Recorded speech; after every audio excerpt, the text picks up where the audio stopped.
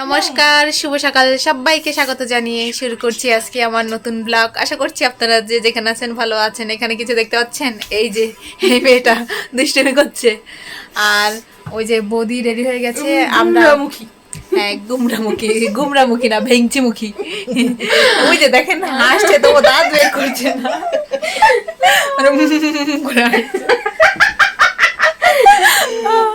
তো এখন আমরা যাব একটু আমাদের খেতে। ওখান থেকে একটা কি বেশ কাঁঠাল নিয়ে আসবো, কাঁচা কাঁঠাল, মানে যেগুলো যেটা কতু বলে, কতুই তো কি বলছি আমি, কদু কদু না কতু, কতু কতু বা ইচর, তো বাংলাদেশে তো কতুই বলে। তো এখন যাবো, যে একটা নিয়ে আসবো, গাছ পাঠা নিয়ে আসবো। এই যে এই পাটিতে খুব ভালো কাটতে পারে। এখন দেরি না করে, আর আপনারা যদি কেউ ইঁচড় কাটতে না পারেন, ওর সাথে যোগাযোগ করতে পারেন, ও পার্সেল করে পাঠিয়ে দিবে। ওকে মানে কেজি ধরেও বিক্রি করবে, আমি ওকে কাঁঠাল সাপ্লাই দিব, কেটে টেটে বাকিটা বিক্রি করবে। তো যাই, এখন কাটা কেটে নিয়ে আসি। এখানে আমরা চলে এসেছি, আর এখানে বৌদি আর অর্পা উচ্ছে খুঁজছে। তো এখানে ভালোই উচ্ছে হয়েছে। তো উচ্ছে খুঁজে মানে পুরো কয়েকদিন ধরে ভালো বৃষ্টি হয়েছে, তো তাই পুরো বাগানটা ভরে গেছে, জঙ্গলে পরিণত হয়েছে।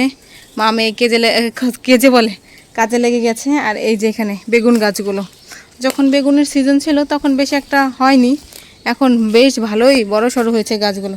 কিন্তু এই যে বেগুন দেখা যাচ্ছে, ওই যে খুব চিকন, আঙুলের মতো চিকন। আর এই যে পুরো বাগানটা গাছ দিয়ে ভরে গেছে। আর এই যে কাঁঠাল গাছটা এবার মনে হচ্ছে কি তুলনামূলকভাবে কম ধরেছে। তো এখান থেকে আজকে একটা কাঁঠাল নিয়ে যাব, এই যে অর্পারা ওদের বাড়িতে নিয়ে যাবে, পরে ওখানে খাবে। আর এই যে ও তো ভালো কাঁঠাল কাটতেই পারে।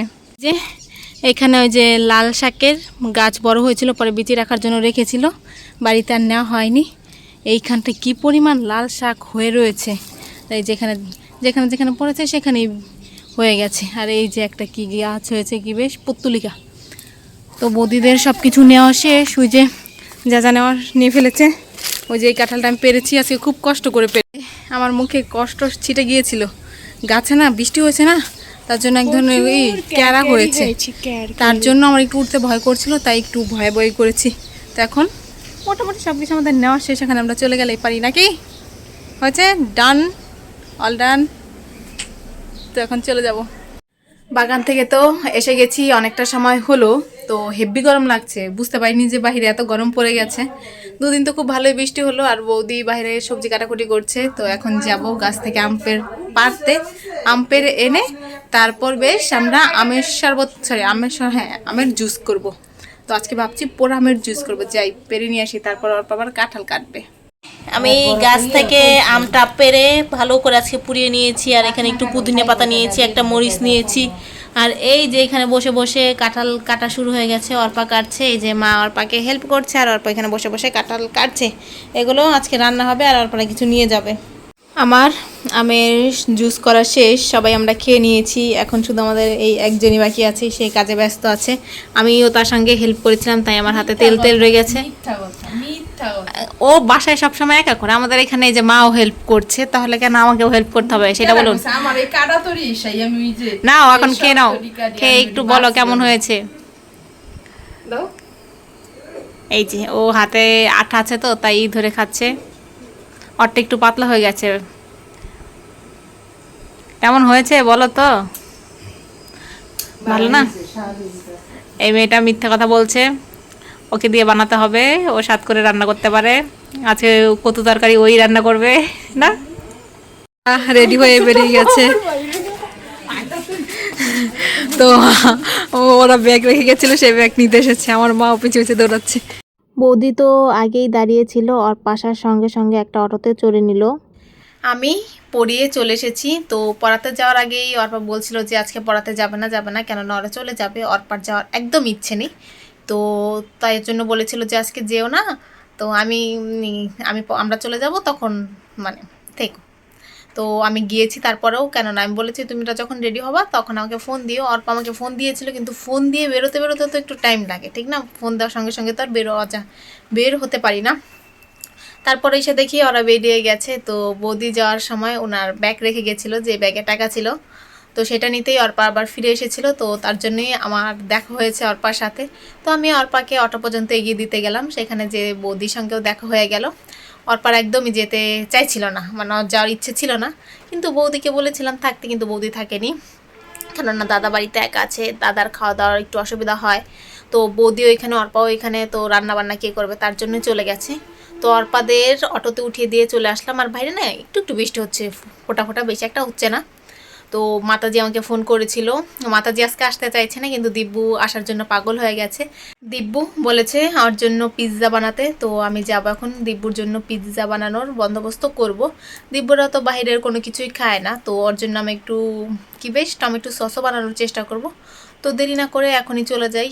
দিব্যুর আসার আগে আমি সমস্ত কিছু মানে বেটার টেটার রেডি করে রাখবো, পরে আসলে শুধু বসিয়ে দেবো, কেননা দিব্যুরা যদি বৃষ্টি হয় তো নাও আসতে পারে।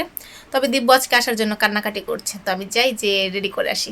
দিব্যুর জন্য পিৎজা বানানোর জন্য এখানে আমি সমস্ত কিছু রেডি করে নিয়েছি। এই যে ডোটা করে নিয়েছি, এটা হলো ডো। আর এখানে কিছু সবজি কেটে নিয়েছি, ক্যাপসিকাম, গাজর, টমেটো।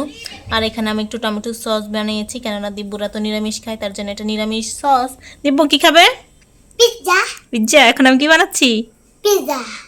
আচ্ছা বানাই। হ্যাঁ, আমার প্রথম পিৎজাটা রেডি করা শেষ, এখন আমি এটা চুলোয় বসিয়ে দেব। তো আজকে আমি সুন্দর করে সাজিয়েছি, তারপর অনেক চিজ দিয়েছি, তারপর দেখা যাক চিজ কম হয় নাকি। আর আমাদের চুলাটা না একদিকে বাঁকা, তাই সমস্ত জলগুলো একদিকে চলে যাচ্ছে। তো আমি এটা এখন ঢাকা দিয়ে রেখে দেবো যতক্ষণ না পর্যন্ত পিৎজাটা হয়ে যাচ্ছে। চুলোতে বসিয়ে দিয়ে আমরা এখন ওয়েট করছি না কখন পিৎজাটা হবে, কখন পিৎজাটা হবে। প্রায় হয়ে গেছে। অনেকক্ষণ লাগবে তো। অনেকক্ষণ লাগবে তো? হ্যাঁ। তুমি খাবে? তুমি পিৎজা খেতে ভালোবাসো? আজকে বলবে কেমন হয়েছে। হ্যাঁ বলবে? আচ্ছা, তো আমরা এখন কি খেলবো? আমরা এখন একটু খেলা করব, রক পেপার সিজার। হ্যাঁ, আবার বলো, রক পেপার সিজার। হ্যাঁ, রক পেপার সিজার। এটা হয়ে গেছে। এই যে আমি এখানে একটু গর্ত করে দেখেছিলাম, ভালোই হয়েছে। এখন খেয়ে দেখার পালা কেমন হয়েছে। এই নিয়ে সেকেন্ড না থার্ড টাইমে পিৎজা বানালাম। আজকে তো পুরোপুরি ভেজ আর সব কিছু আমার হোমমেড। তো দেখা যাক কেমন হয়েছে। দিব্যু, তুমি পিৎজা খাচ্ছ? ভালো হয়েছে? হ্যাঁ, আমি এই যে পিৎজাটা দিব্যু খাচ্ছে, দিব্যু ভালোই লাগছে না? খাও। আমি আরও একটা পিৎজা করে নিয়েছি, এটাও মোটামুটি ভালোই হয়েছে। আমি অনেক অনেক চিজ দিয়েছি, তবুও কেন জানি চিজ কম পড়েছে। আর নিচটা এখনও গরম রয়েছে, তো এই যে ভালো এখনও পড়েনি, ভালোই রয়েছে। তো এখন এটাকে আমি কাটিং করব। দিব্যুরা চলে যাওয়ার পর একটা পিৎজা তো আমি বানালাম। তো দিব্যু যখন চলে গেছে তখন আগের যে পিৎজাটা ছিল সেটার কিছুটা অংশ দিব্যু মানে মাতাজি নিয়ে গেছে, যাতে দিব্যু বাসায় যেয়ে খেতে পারে। আর দিব্যু খুবই খুশি হয়েছিল, যদিও তেমন একটা খায়নি। তো ও মানে এখানে আসার কিছুক্ষণ আগে ভাত খেয়েছে, তাই আর খেতে পারিনি। তো এখন যাব যে ভাত খেয়ে এসে শুয়ে থাকবো। তো ভিডিওটা আজকে আমি এখানেই শেষ করছি। যদি কিছু ভালো লাগে লাইক কমেন্ট শেয়ার করবেন। দেখা হচ্ছে পরবর্তী কোনো ভিডিওতে। ততক্ষণ পর্যন্ত ভালো থাকবেন, সুস্থ থাকবেন। Tata, bye, good night.